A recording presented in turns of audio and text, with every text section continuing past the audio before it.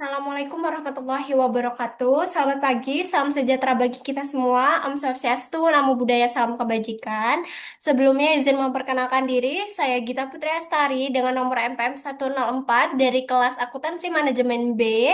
Pada kesempatan kali ini, saya akan mempresentasikan terkait rangkuman dan materi-materi yang saya cari untuk akuntansi pertanggungjawaban. Nah, apa sih akuntansi pertanggungjawaban itu? Nah, akuntansi pertanggungjawaban atau responsibility accounting adalah sebuah sistem akuntansi yang mengukur kinerja setiap pusat pertanggungjawaban dalam sebuah organisasi ataupun perusahaan. Ini berdasarkan dengan tanggung jawab manajer yang bersangkutan atau berhubungan. Jadi, sistem akuntansi pertanggungjawaban ini hanya mengukur kinerja berdasarkan tanggung jawab manajer dan berfokus pada pengendalian biaya sekaligus evaluasi kinerja sebuah organisasi ataupun perusahaan. Nah, apa tujuan dari akuntansi pertanggungjawaban itu sendiri? Yang pertama, akuntansi pertanggungjawaban ini menjadi delegasi wewenang dan tanggung jawab dari manajer kepada pihak pusat atau level manajemen di atasnya. Dan yang kedua, mengukur kinerja divisi. Jadi, akuntansi pertanggungjawaban ini mampu gitu mengukur kinerja divisi apakah sudah mencapai target, kurang kurang memenuhi target dan lain sebagainya. Dan yang ketiga, ini ada efisiensi pengelolaan sumber daya. Jadi, akuntansi pertanggungjawaban ini memastikan bahwa sumber daya yang digunakan ini sesuai dan efektif serta efisien sehingga tidak membuang-buang budget ataupun membuang-buang waktu secara sia-sia gitu. Dan yang terakhir, untuk mengendalikan biaya dan pendapatan. Sebagaimana efisiensi pengelolaan sumber daya, jadi akuntansi pertanggungjawaban ini memastikan bahwa biaya yang dikeluarkan ataupun digunakan ini terkendali dan sesuai dengan target-target yang telah ditentukan oleh organisasi ataupun perusahaan itu sendiri. Nah, kemudian ini ada jenis pusat pertanggungjawaban. Ini ada empat. Yang pertama ada pusat biaya atau cost center. Cost center itu sendiri bertanggung jawab untuk pengendalian biaya seperti departemen produksi dan lain sebagainya.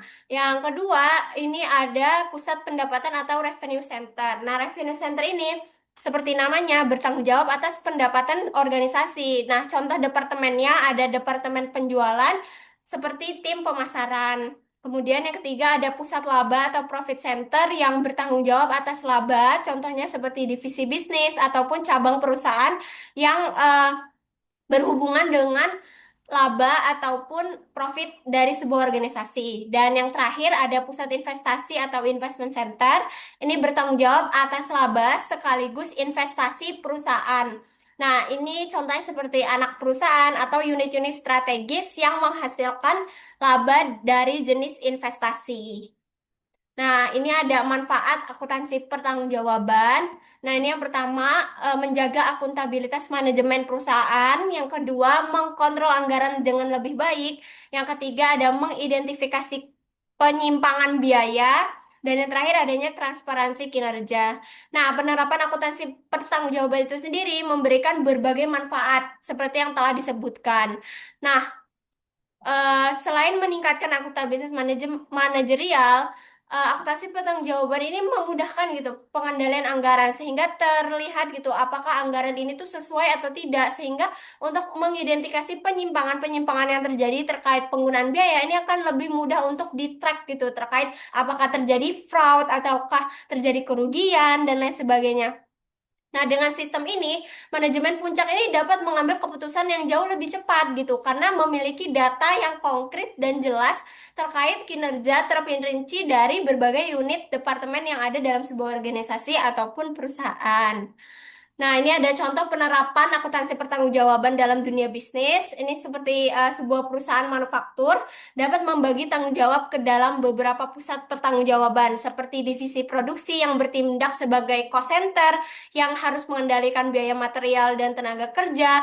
Ada juga divisi penjualan yang berperan sebagai revenue center yang bertugas sebagai divisi untuk mencapai target penjualan organisasi, dan ada juga divisi regional yang memiliki fungsi sebagai profit center yang menghasilkan keuntungan dari operasionalnya. Nah, dengan pembagian seperti ini, perusahaan akan jauh lebih mudah untuk memantau dan mengevaluasi kinerja setiap bagian, sehingga kerjaannya itu akan jauh lebih efektif dan efisien, dan akan lebih terpantau gitu terkait kinerja di setiap harinya, ataupun apakah target-targetnya itu sudah terpenuhi atau belum. Nah, kesimpulan dari akuntansi pertanggungjawaban itu sendiri merupakan alat yang efektif bagi perusahaan untuk meningkatkan pengendalian internal dan efisiensi operasional. Nah, dengan sebuah organisasi ataupun perusahaan menerapkan sistem akuntansi pertanggungjawaban ini, organisasi itu mampu gitu memastikan bahwa setiap sumber daya yang digunakan, tenaga kerja yang bekerja dan digunakan dapat ditinjau gitu secara lebih optimal, sekaligus mempertahankan baik dari segi transparansi dan akuntabilitas dari perusahaan di semua level manajemen ataupun tingkatan manajemen. Begitu. Nah, sekian presentasi saya hari ini. Kurang dan lebihnya mohon maaf. Saya akhiri. Nun wal qalami wa mayasturun fastabikul khairat. Wassalamualaikum warahmatullahi wabarakatuh.